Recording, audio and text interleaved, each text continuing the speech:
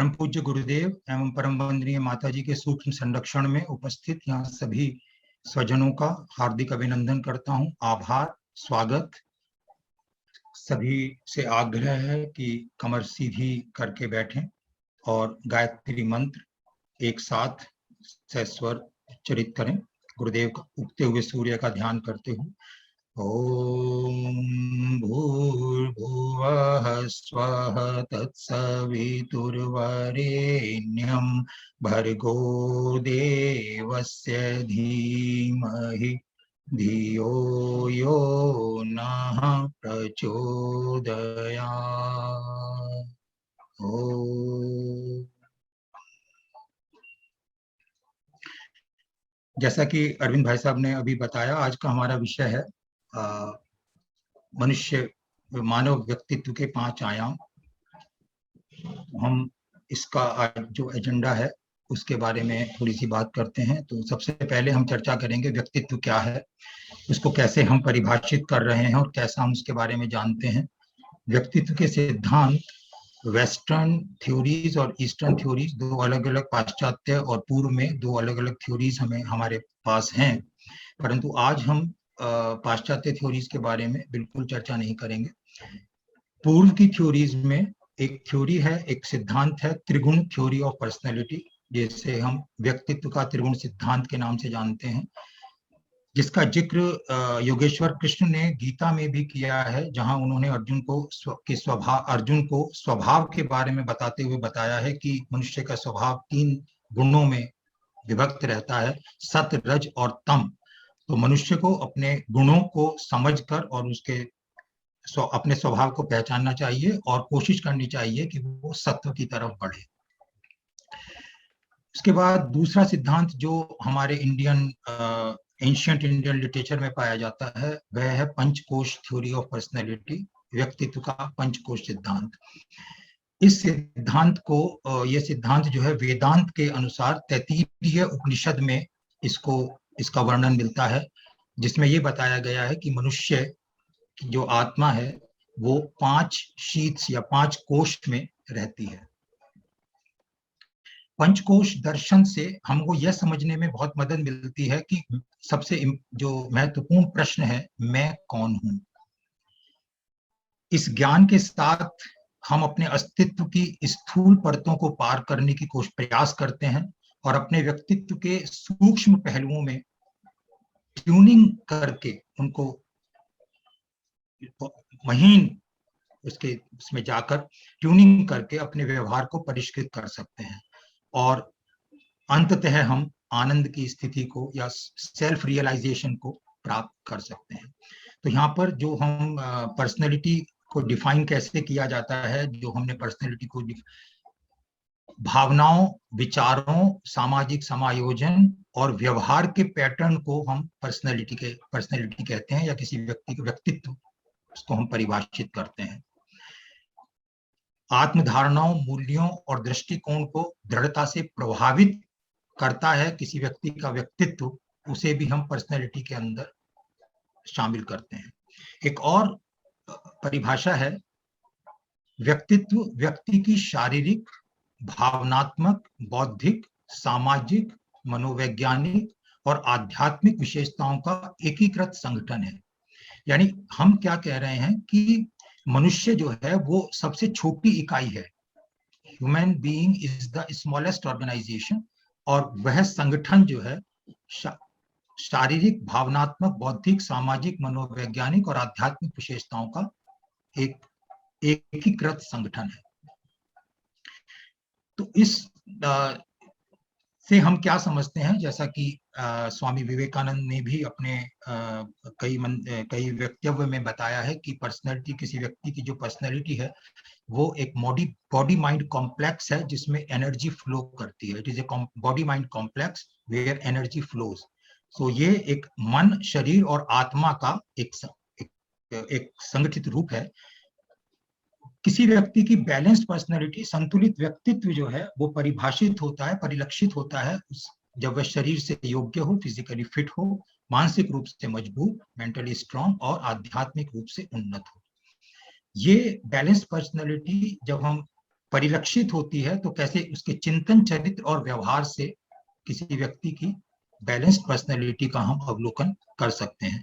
और जब हम किसी व्यक्ति से मिलते हैं तो उसकी जो एक पर्सनैलिटी की छवि, व्यक्ति की छवि हमारे सामने आती है, वो उसको उसके दृष्टिकोण, उसके स्वभाव और उसके आचरण से हमारे सामने आती है। अब इस दृष्टिकोण, स्वभाव और आचरण में क्या परिवर्तन किया जा सकता है, उसको परिष्कृत किया जा सकता है, कैसे हम अपने हायर सेल्फ की तरफ बढ़ सकते हैं, यही बात अनेक सिद्धांतों में बताई गई है, जिसमें से आज हम जिस सिद्धांत का जिक्र करेंगे वह, जैसा मैंने आपको पहले जिक्र किया, तैत्तिरीय उपनिषद में इसका वर्णन मिलता है। तो सबसे पहले हम देखते हैं कि पर्सनैलिटी शब्द है, ये पर्सनैलिटी शब्द लैटिन भाषा के पर्सोना शब्द से निकाला गया है, से drawn from the word persona, जिसका मतलब होता है मास्क। तो क्या हम ये मान लें कि यदि हमें अपना बाह्य आवरण बदल लूं तो मेरी पर्सनैलिटी बदल जाएगी? ऐसा ही एक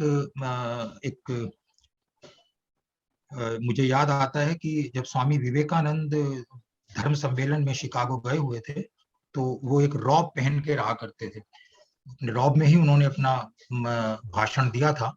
तो एक अंग्रेज ने उनसे कहा कि स्वामी जी, कल आप मेरे साथ एक टेलर के पास चलिए, वो आपके लिए कुछ अच्छे वस्त्र सिल देगा जिसमें आप जेंटलमैन लगेंगे। तो स्वामी जी ने उस उत्तर में कहा कि in your country tailor makes the gentleman, but in my country character makes the gentleman. Swami ji की इस बात से ये बात हमें समझनी चाहिए कि स्वामी जी ने यहाँ पर ये नहीं कहा है कि वस्त्र का व्यक्तित्व के विकास में या व्यक्ति के बाह्य आवरण का कोई महत्व नहीं है। वस्त्र धारण करने का और वस्त्र पहनने का, सही जगह पर सही वस्त्र पहनने का, अब उसके व्यक्तित्व के अंदर एक हिस्सा है और उससे उसकी शख्सियत में, व्यक्तित्व में निखार भी आता है।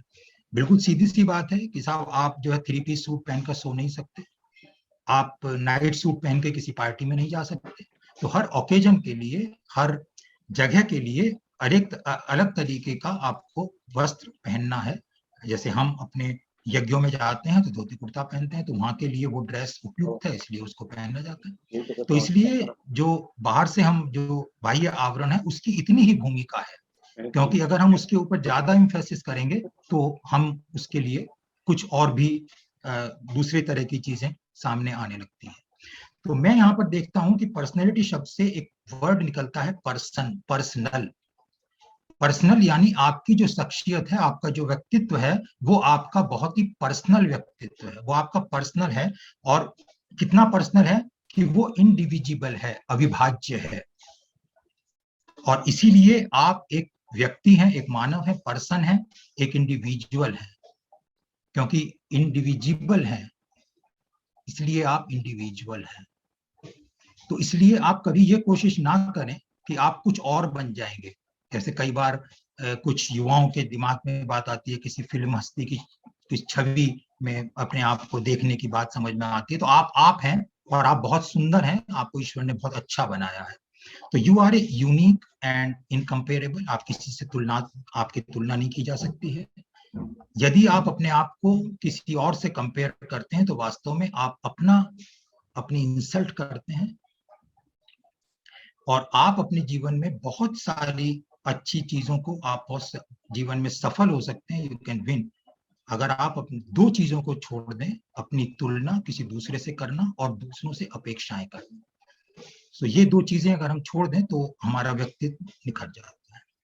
अब जो प्रश्न आता है, जो सबसे महत्वपूर्ण प्रश्न जिसका जिक्र हमने शुरू में किया था, वो प्रश्न है मैं कौन हूं? मैं कौन हूं? मैं कौन हूं? ये एक प्रश्न है। देखिए, ये इस चित्र के अंदर बता रहे हैं कि ये बिल्ली जो है वो शीशे में देख रही है और अपने आप को शेर समझ रही है। तो मैं कौन हूं? ये प्रश्न जब मैं अपने आप से करता हूं कि मैं कौन हूं, तो ये मुझे अनेक प्रकार के और प्रश्नों में उलझा देता है। ये मुझसे पूछता है क्या मैं शरीर हूं, या फिर मैं मन हूं जहां मेरी कल्पनाएं, अवधारणाएं जन्म लेती हैं, या फिर मैं बुद्धि हूं जो तर्क वितर्क करती है और निर्णय लेती है, या फिर मैं चित्त हूं, सब मन का, माइंड का वो हिस्सा जहां मेरी स्मृतियां स्टोर हाउस के रूप में, और मेरे इम्प्रेशंस स्टोर हाउस के रूप में, स्टोर मेमोरी वहां स्टोर रहती हैं या स्टोर हाउस की तरह में काम करता है। या फिर मैं अहंकार हूं, आई मी माई माइंड, मैंने, मेरा, या फिर मैं प्योर चेतना हूं, कॉन्शियस हूं, या मैं एक विचार हूं, मैं कौन हूं। प्रश्न मैं बार बार यही कर रहा हूं, और इस प्रश्न के उत्तर में मुझे एक और प्रश्न मिल रहा है। या फिर मैं वो आदतें हूं जिन्हें पहले मैंने बनाया अपनी सहूलियत के लिए, और अब वो मुझे बना रही है। आप बहुत सारे लोगों से अपने जीवन में मिलते हैं, शख्सियत से मिलते हैं, आप उनको याद रखते हैं उनकी आदतों के कारण। आपके ऑफिस में बहुत सारे ऐसे लोग हैं जो पंक्चुअल हैं, आप उनकी प्रशंसा करते हुए कई बार कहते हैं कि इनको जब ये ऑफिस में आते हैं तो अपनी घड़ी मिला सकते हैं।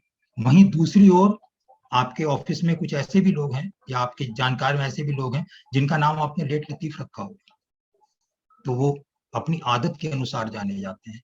अब ये कैसे हम जो जाने जाते हैं लोगों के सामने, हमें ये क्या चीज है? तो एक इसके जवाब में एक बात सामने आती है कि हम जो हैं वो एक बिल्कुल एक आइसबर्ग की तरह है। आइसबर्ग समुद्र के ऊपर तैरने वाला वो हिमखंड जिसका 90% हिस्सा समुद्र की सतह के अंदर रहता है।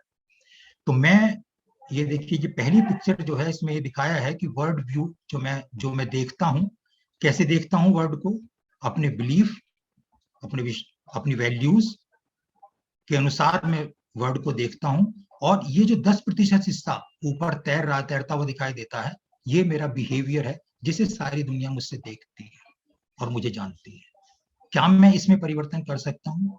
तो यहाँ पर सबकॉन्शियस माइंड और अनकॉन्शियस माइंड के अंदर जो मेरे personal belief, cultural belief, social belief, मेरी आदतें, मेरे फियर्स, मेरे जजमेंट्स जो यहाँ स्मृतियों में भरे हुए हैं, इनको यदि मैं कॉन्शियसली अपनी विल पावर से एक सही कर्म करते हुए, एक्शन से सही डिसीजन लूं, तो मैं अपने हायर सेल्फ की तरफ जा सकता हूं, मैं आनंद की स्थिति में पहुंच सकता हूं।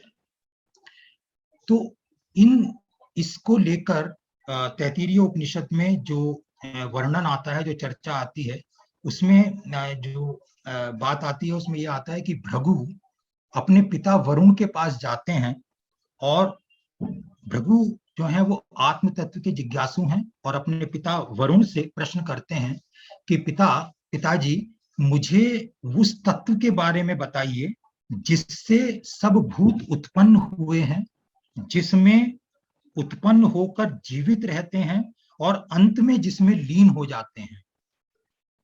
तो इसके उत्तर में वरुण देव ने अपने पुत्र से कहा कि अन्न, प्राण, चक्षु, श्रोत्र, मन और वाणी, ये ब्रह्म उपलब्धि के 6 मार्ग हैं,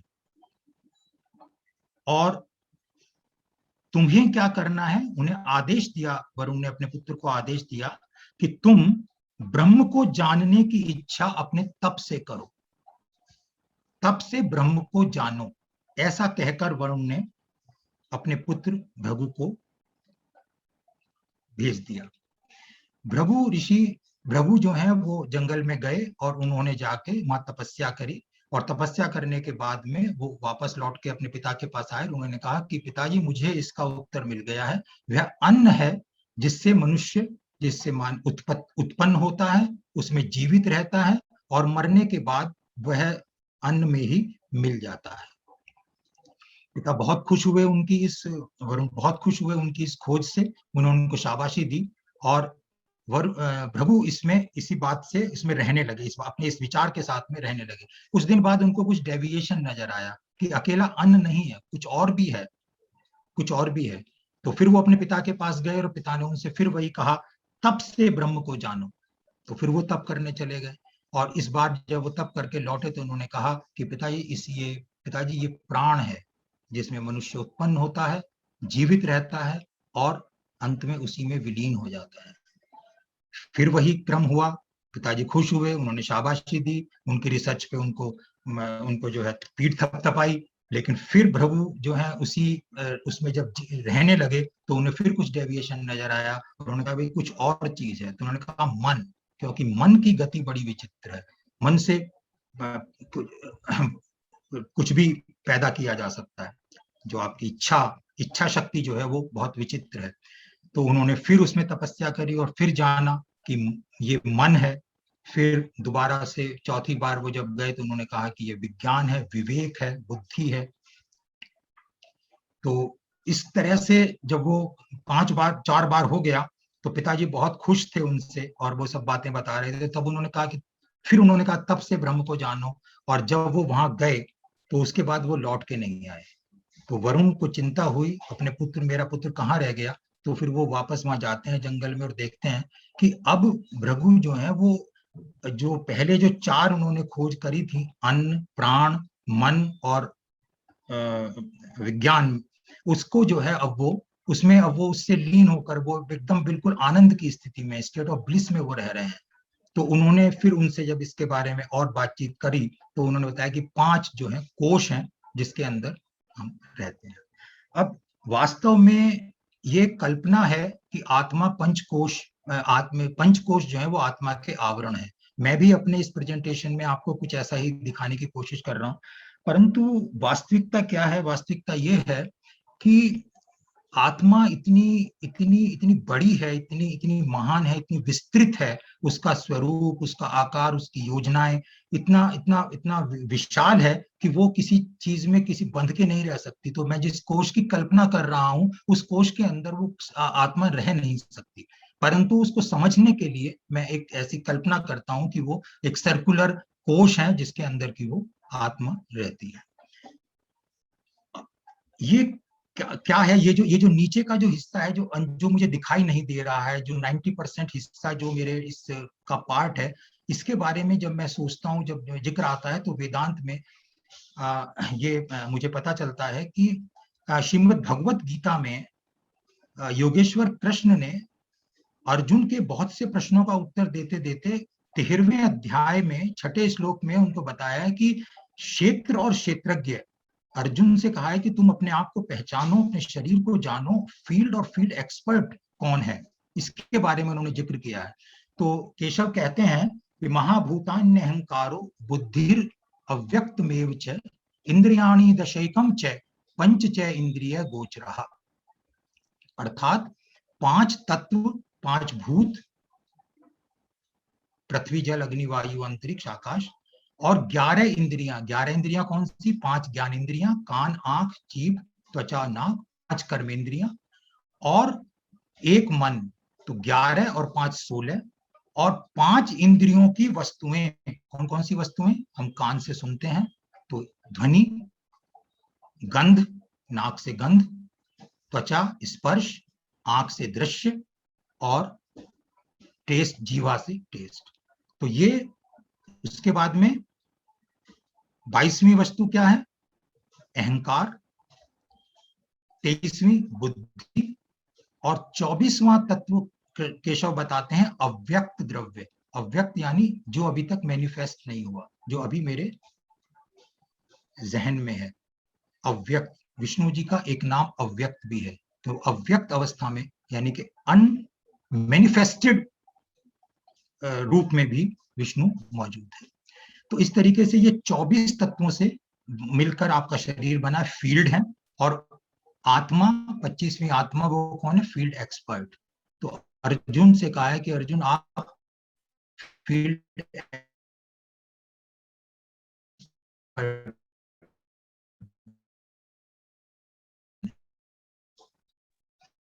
अब ये 5, ये जो 24 एलिमेंट है मेरे, एक रहस्यमयी 3 5 7, ये संख्या है 3 5 7। क्या है? 3 शरीर हैं, स्थूल शरीर, सूक्ष्म शरीर और कारण शरीर, जहां जीवात्मा बनती है। इन तीनों शरीर से मिलकर जीवात्मा बनती है। जीवात्मा कौन है? परमात्मा का अंश। तो कैसे बनता है? स्थूल शरीर, सूक्ष्म शरीर और कारण शरीर। 7 चक्र हैं शरीर में, मूलाधार से लेकर और सहस्त्रार तक।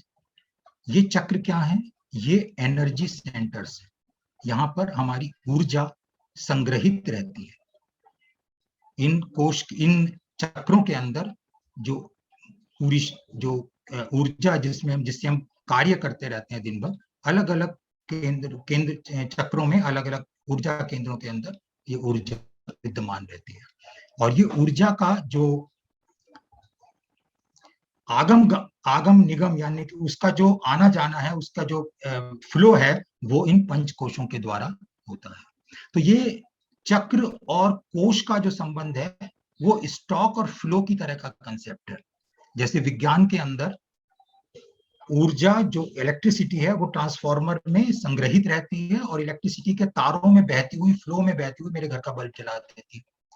या अकाउंटेंसी में बैलेंस शीट एक स्टॉक कंसेप्ट है, प्रॉफिट एंड लॉस अकाउंट एक फ्लो कंसेप्ट है, यानी कि उसमें से खर्च होता है और फिर आमदनी होती है।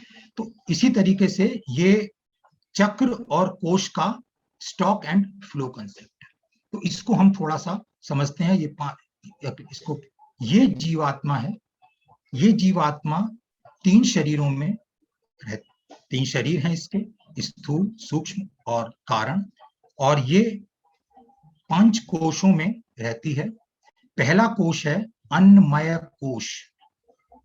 अन्नमय कोश यानी कि भौतिक शरीर। दूसरा, जिसका केंद्र है, ऊर्जा चक्र की बात करी थी, जिसका केंद्र है नाभि चक्र।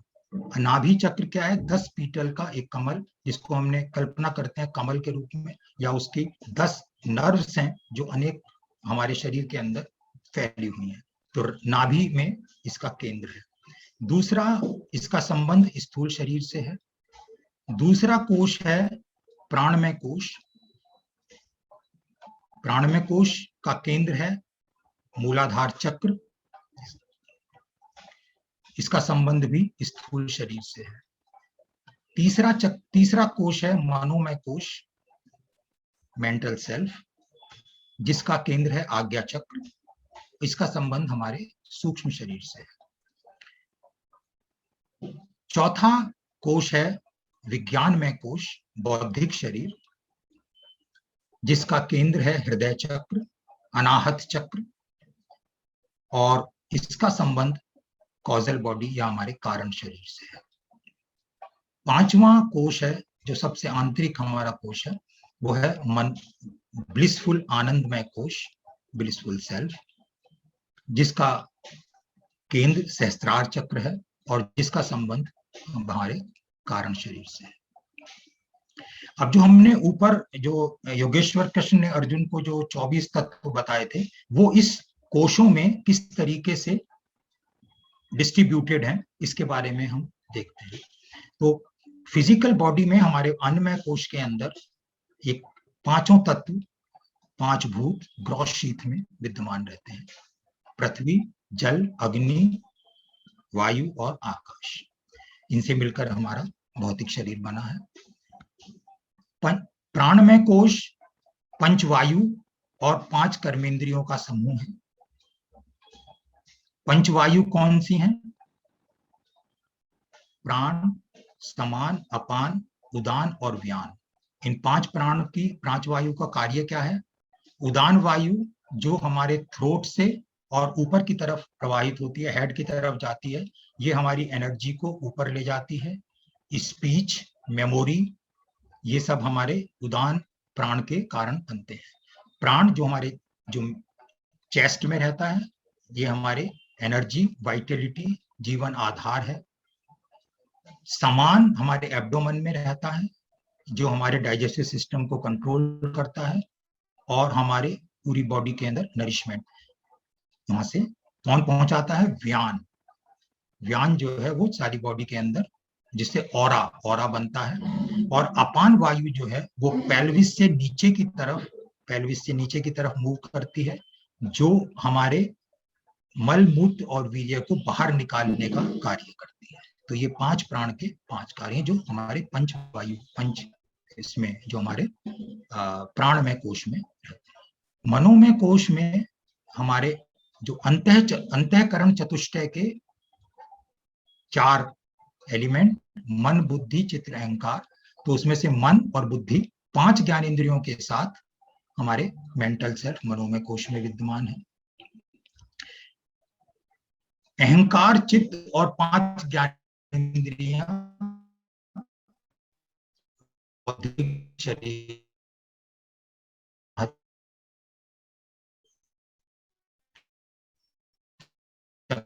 के पास हमारे विज्ञान में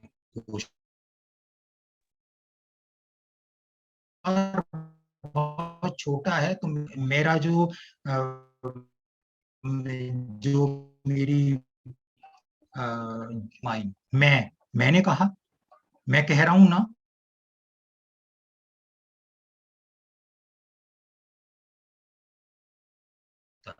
लेकिन जब ये अहंकार बड़ा होता है तो ये अहंकार जो है वो ये कहता है कि मैं कौन हूं, मैं तो एक निमित्त मात्र हूं, मैं उस ईश्वर में बहुत ही कृतज्ञ हूं कि उस ईश्वर ने मुझे इस काम के लिए चुना।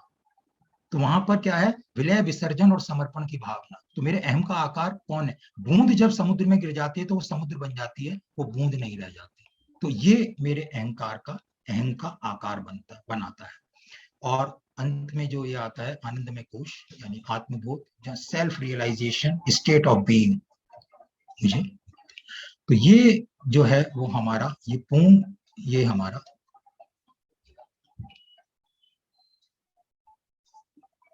एक मिनट में यहाँ लूंगा।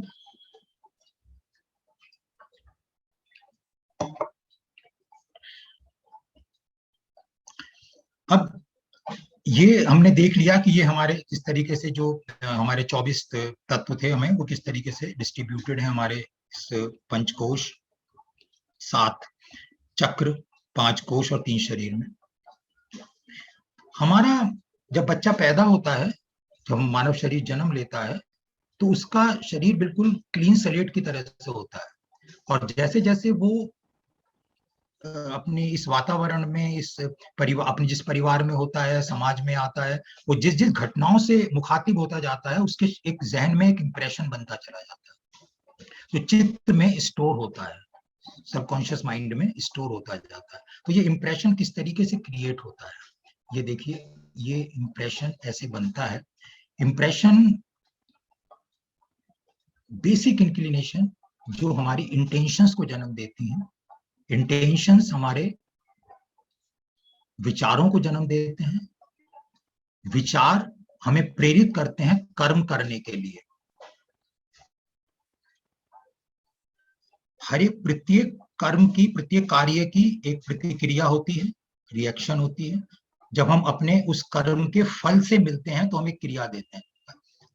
मैं कई बार सोचता हूं किसी काम को, लेकिन जब वो मुझे मेरे सामने फल स्वरूप आता है तो मैं उसे क्या कहता हूँ, मैं एक दिन मेरी रिएक्शन क्या होती है, मैंने ऐसा तो नहीं सोचा था भाई, ये तो पता नहीं क्या हो गया।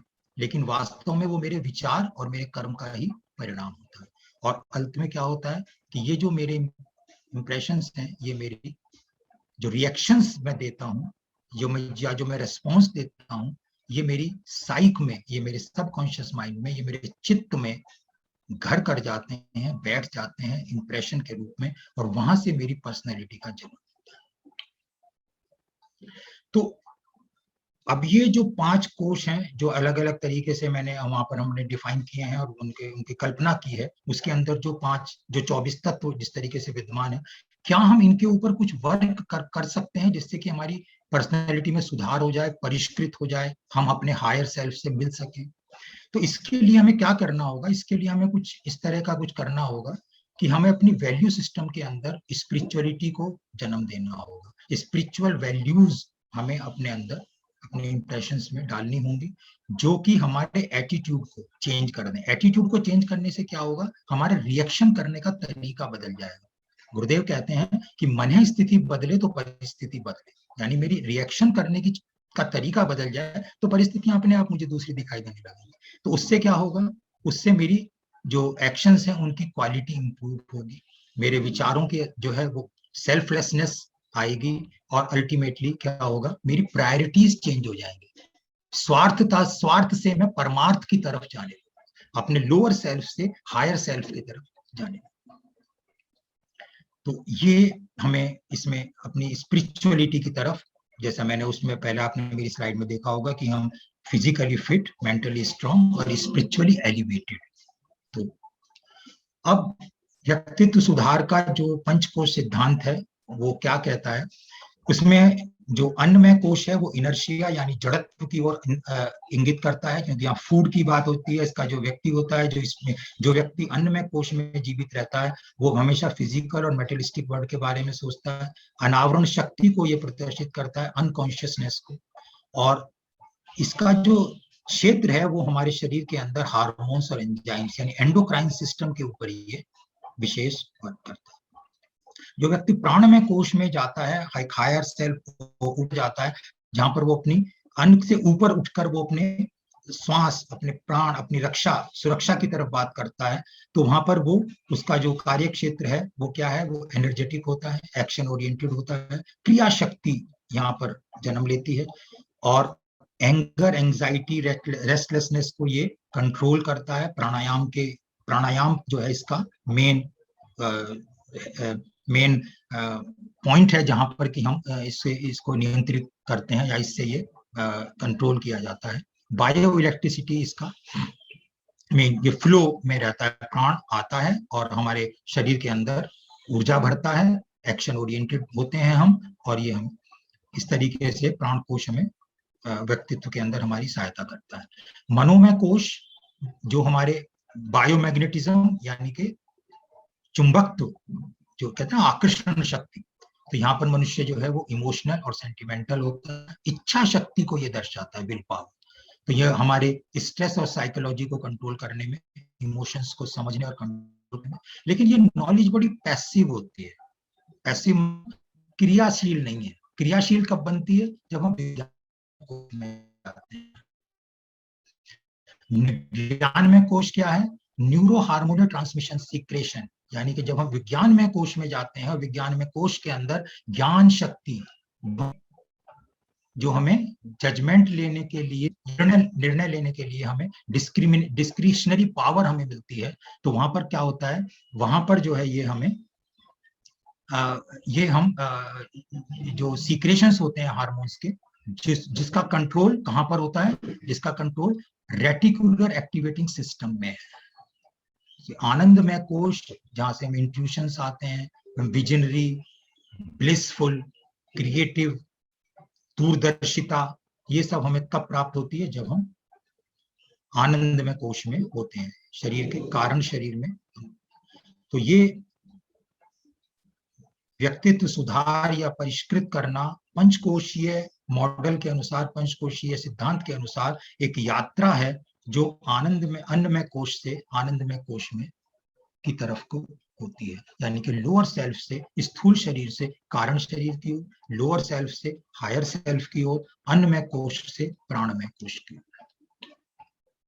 अब ये साधनाएं क्या क्या हैं, कौन कौन सी साधनाएं होती हैं, हर कोश के लिए अलग साधना बताई गई है। स्थूल शरीर में अन्नमय कोश के लिए योगासन, उपवास, तत्व शुद्धि, तपस्या, इससे क्या लाभ होगा, निरोगिता बढ़ेगी, आरोग्यता बढ़ेगी, चिर यौवन, दीर्घ जीवन। प्राणमय कोश यानी कि प्राणायाम, बंद मुद्रा के उपाय से, उसके अभ्यास से हमें ऐश्वर्य, पुरुषार्थ, ओज, तेज, यश की प्राप्ति होगी।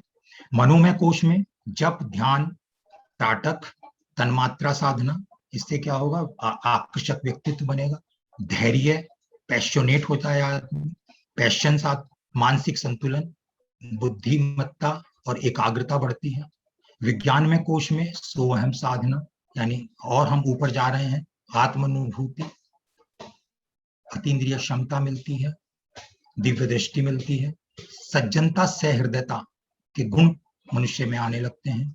और जब हम आनंद में कोश में जाते हैं, उसका उपाय क्या है, नाद साधना, बिंदु साधना, तुरीय अवस्था में कला साधना। ये तो क्या होता है, आत्म साक्षात्कार होता है, जीवात्मा परमात्मा से को देख पाती है।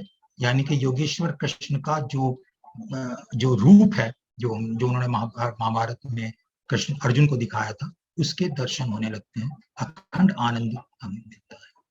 अब ये साधनाएं करने के लिए हम चलते हैं, महर्षि पतंजलि ने हमें ये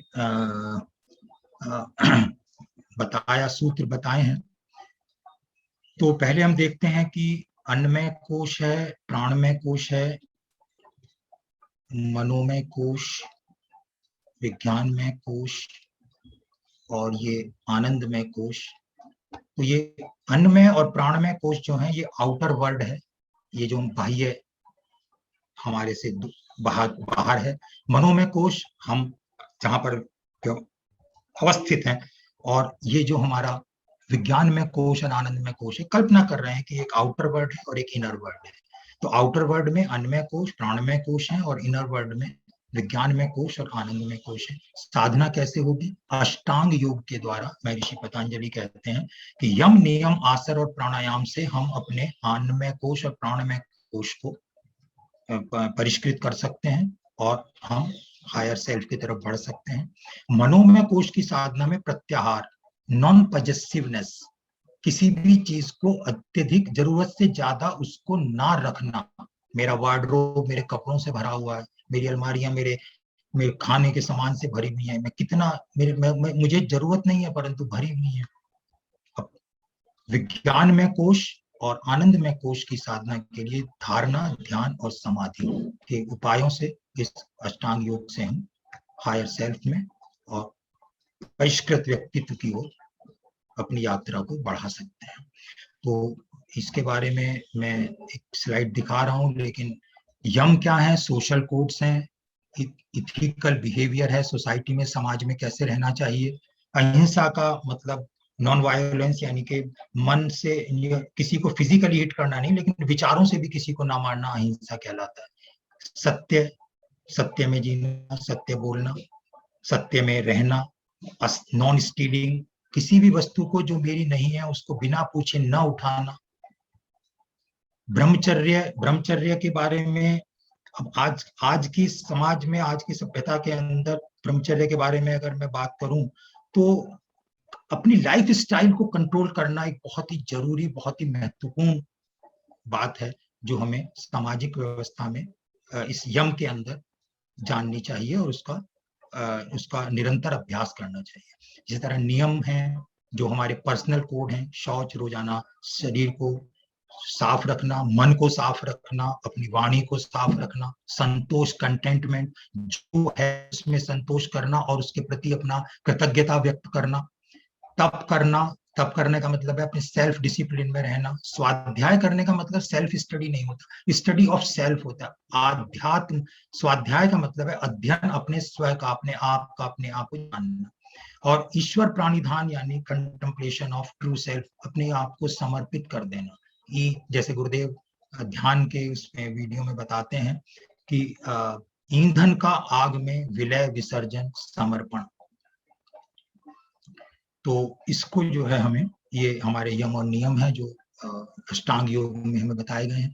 अब फिजिकल जो हमारा अन्नमय कोश है, जो स्थूल शरीर का पहला कोश है, उसको कैसे, उसका सूत्र बड़ा सिंपल है, उसको कैसे हम स्वस्थ रहें। शरीर को स्वस्थ रखने के लिए हम आरोग्यता से उसकी रक्षा करेंगे। तो आरोग्यता से, जिस my prime responsibility to remain in a healthy condition. किसी और की जिम्मेदारी नहीं है, ये मेरी जिम्मेदारी है कि मैं आत्म संयम और अनुशासन से अपने आप को स्वस्थ रखूं।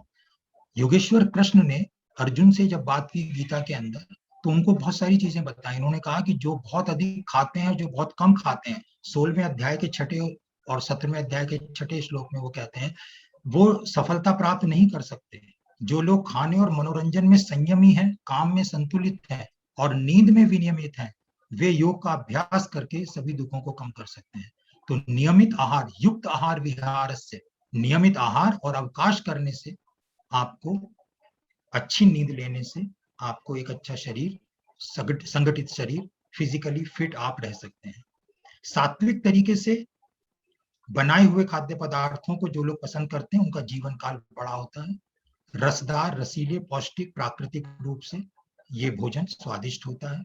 परंतु जो लोग कड़वे, बहुत खट्टे, नमकीन, गरम, तीखे, ये 17वें अध्याय के 9वें श्लोक में वो कहते हैं, ये खाद्य पदार्थ खाते हैं, वो अल्टीमेटली क्या होता है, दर्द, शोक और बीमारी को पैदा करते हैं। बासी, प्रदूषित और अशुद्ध खाने से अज्ञानता की स्थिति में मनुष्य पहुंच जाता है। तो ये हमारा अन्नमय कोश की साधना है कि हम क्या खाएं, हमें ये समझना चाहिए और निरंतर अपने आप को एक्सरसाइज करते हुए और सात्विक भोजन खाते हुए अपने आप को निरोग रखें। दूसरी बात आती है सूक्ष्म शरीर, सटल बॉडी, मन की एकाग्रता के लिए क्या करें कि चिंतन, स्वाध्याय और संयम की व्यवस्था बनाए रखेंगे। मन को एकाग्र बनाए रखने के लिए निगेटिव थॉट्स जैसे ही आते हैं, वैसे ऐसे ही महर्षि पतंजलि का भी एक योग सूत्र है जिसमें वो कहते हैं कि वितर्क बाधने प्रतिपक्ष भावना।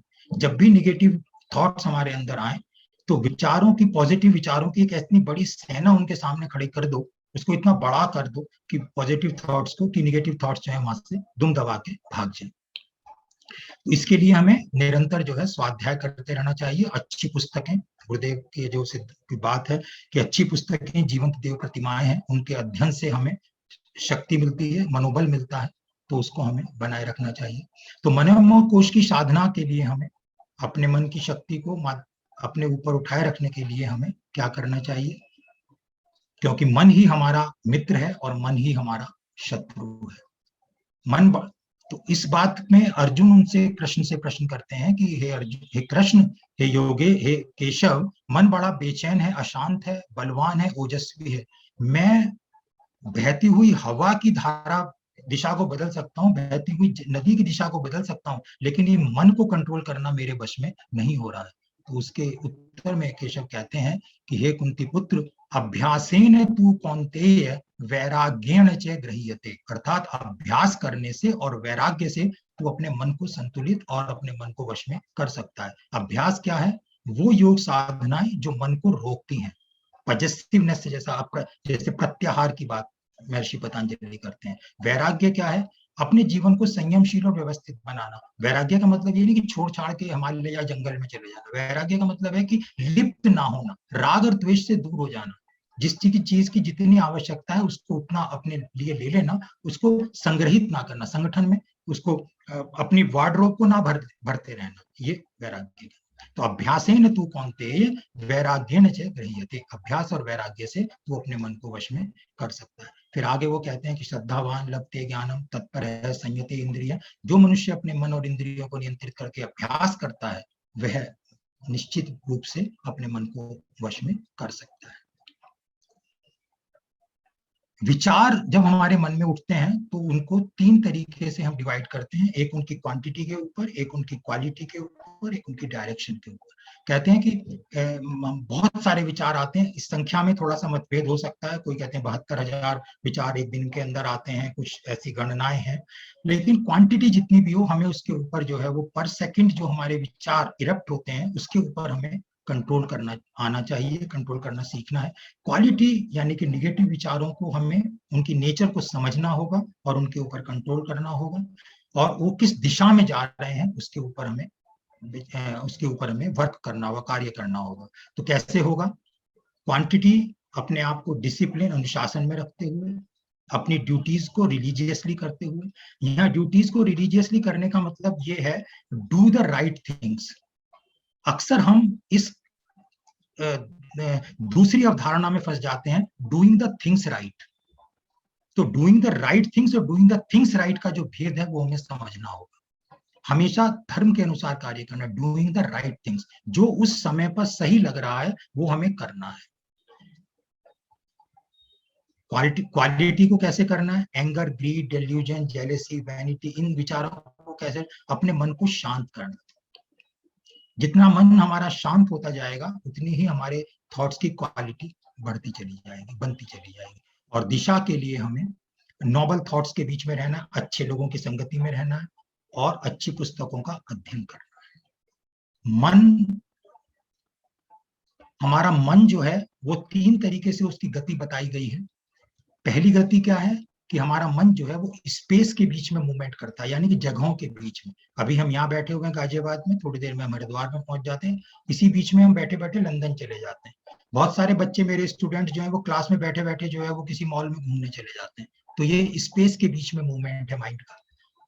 मूवमेंट अमंग द ऑब्जेक्ट्स, मन कभी ऑडी गाड़ी पर जाता है, कभी रोलेक्स वॉच पर जाता है, ये ऑब्जेक्ट्स के बीच का मूवमेंट है। और तीसरा मूवमेंट है टाइम, यानी कि मैं कभी पास्ट में रहता हूँ, मेरे साथ बड़ा बुरा हुआ था भूतकाल में, मेरे साथ बड़ा अच्छा हुआ था भूतकाल में, या फिर मैं भविष्य की चिंता में रहता हूँ, आगे क्या होने वाला है। तो ये मूवमेंट है माइंड का टाइम के बीच में। इनको कैसे करना है हमें? रनिंग बिटवीन द स्पेस, इसको कैसे कंट्रोल करना है, रनिंग आफ्टर ऑब्जेक्ट्स, इसको कैसे कंट्रोल करना है, और टाइम के बीच में जो माइंड भाग रहा है इसको कैसे कंट्रोल करना है। महर्षि पतंजलि कहते हैं कि धारणा, ध्यान और समाधि से हम अपने मन को, इन तीनों अवस्थाओं को, तीनों मूवमेंट को कंट्रोल कर सकते हैं।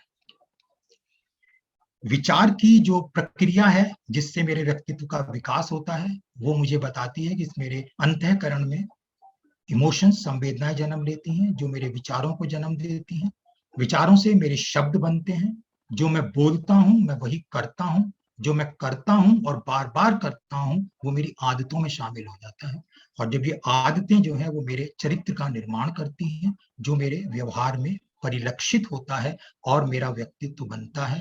और मैं, आचार्य मेरे गुरु कहते हैं कि जो व्यक्ति जैसा सोचता और करता है वो वैसा ही बन जाता है। तो यहाँ पर मुझे अपने किस पे कंट्रोल करना है, अपनी भावनाओं पे, अंतःकरण में उठने वाली संवेदनाओं पे, अपने विचारों पे, क्योंकि उसी के अनुसार मैं आगे कार्य करता हूँ और मेरा व्यक्तित्व उसी के अनुसार जो है वो बनता जाता है। आगे डिसऑर्डर्स कैसे होता है, विकारों की उत्पत्ति कहाँ से होती है, इसमें योगेश्वर कृष्ण ने दूसरे अध्याय के 62 और 63वें श्लोक में बताया है कि ध्यायतो विषयान्न पुंस संगस्ते संशूप जायते संगात संजायते कामे कामात क्रोधो अभिजायते। इसका इस जो एक्सप्लेनेशन है वो कुछ इस तरीके से बनता है कि जब हम सेंस ऑब्जेक्ट्स के बीच में रहते हैं, सेंस ऑब्जेक्ट्स के इंफॉर्मेशन पे जीते हैं, यानी कि हमारा मन क्या है, हमारे मन की जो 5 इंद्रियां हैं वो गंध से, स्पर्श से, स्वाद से और श्रवण से और ध्वनि से मन को जो इंफॉर्मेशन देती है, मन उसको एनालाइज करता है। तो जब हम उसी एनालिसिस के अंदर जाते हैं और मन उसी बात को पूरी तरह से मान लेता है, जैसे फॉर एग्जांपल मनुष्य के लिए विज्ञान कहता है कि 20 हर्ट्ज और 20 किलो हर्ट्ज के बीच की ध्वनि ही सुन सकता है।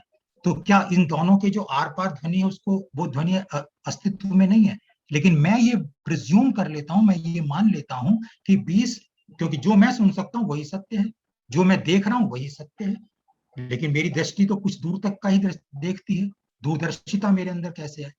तो ऐसे इन सेंस ऑब्जेक्ट्स की अगर हम माने और इनसे ही यदि हम अटैच रहें, तो इससे एक अटैचमेंट, जो इससे ही इनकी इंफॉर्मेशन को ही सही माने तो एक अटैचमेंट डेवलप हो जाता है, और ये अटैचमेंट जो है वो एक डिजायर को जन्म देता है, इच्छा को जन्म देता है, जिसके मिलने से और इच्छा भड़कती है और ना मिलने से जो है वो एंगर, क्रोध भड़कता है। क्रोध इन्फेचुएशन को जन्म देता है, जिससे मेरी बुद्धि के ऊपर क्लाउड्स आ जाते हैं, मेमोरी क्षति हो जाती है। तो क्या क्या उसमें जो इसमें आता है कि स्मृति भ्रंशाद बुद्धि नाशो, बुद्धि नाशात प्राणश्चयति, अर्थात जब बुद्धि का नाश होता है, बुद्धि का नाश होने से प्राणों की क्षति होती है। तो मुझे क्या करना है, मुझे अपने विकारों की उत्पत्ति को रोकना है, उसी लेवल पे रोक लेना है, अपने सेंस ऑब्जेक्ट से ऊपर उठ के मुझे सोचना है। अब तीसरा जो है मेरा कारण शरीर, उसके लिए मुझे क्या करना है, राग द्वेष से दूर कैसे मैं करूंगा, वर्क परफेक्शन, कोई काम छोटा बड़ा नहीं है, टीम के सदस्य की तरह, टीम प्लेयर की तरह एक निमित्त मात्र होके मैं उस कार्य को करूं और उसके अंदर इन्वॉल्व करूं। तो इस तरीके से जब मैं कार्य करता हुआ अपने शरीर के द्वारा, अपने स्थूल सूक्ष्म कारण शरीर के द्वारा आगे चलता हूँ, तो मेरा व्यक्तित्व किस तरीके से समझ जाता है, फिर वही जो मैं आपको बता रहा था वही स्लाइड है, संतुलित व्यक्तित्व। उसके बाद में वो कैसे आता है, चिंतन चरित्र व्यवहार, ब्रांड इमेज बनती है दृष्टिकोण, स्वभाव और व्यवहार से, और ये कैसे बनता है, जब हम सामंजस्य पैदा करते हैं अपने हेड, हैंड और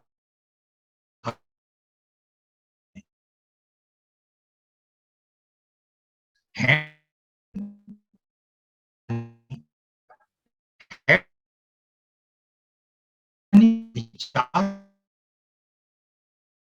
सामंजस्य से हमें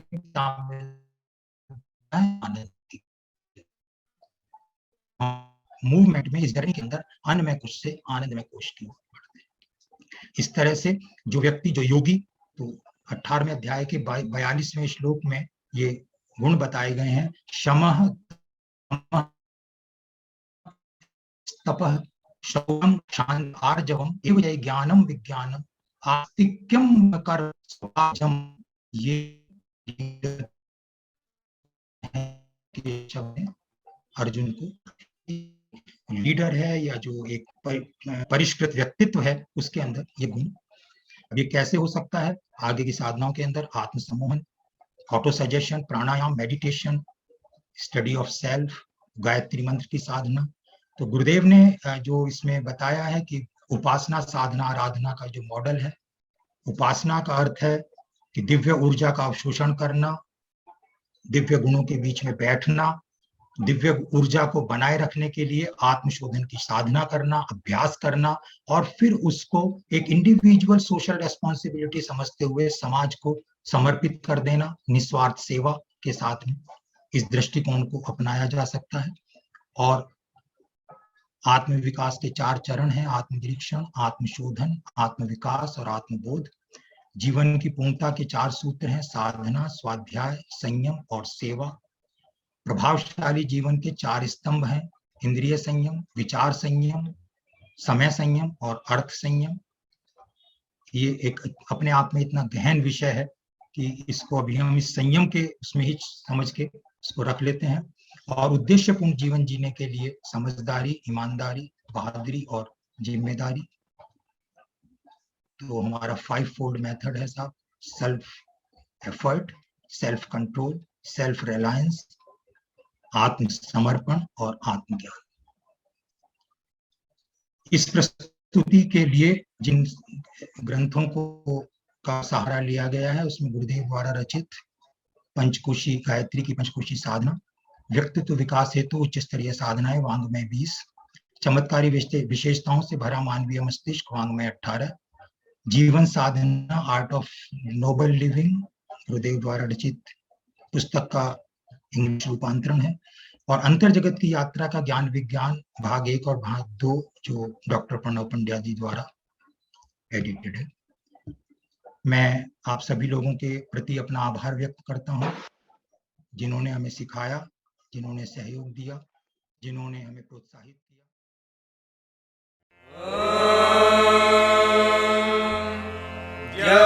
शान्तिरन्तरिक्षं शान्तिः, पृथिवी शान्तिरापः शान्तिरोषधयः शान्तिः, वनस्पतयः शान्तिर्विश्वे देवाः शान्तिर्ब्रह्म शान्तिः, सर्वं शान्तिः शान्तिरेव शान्तिः।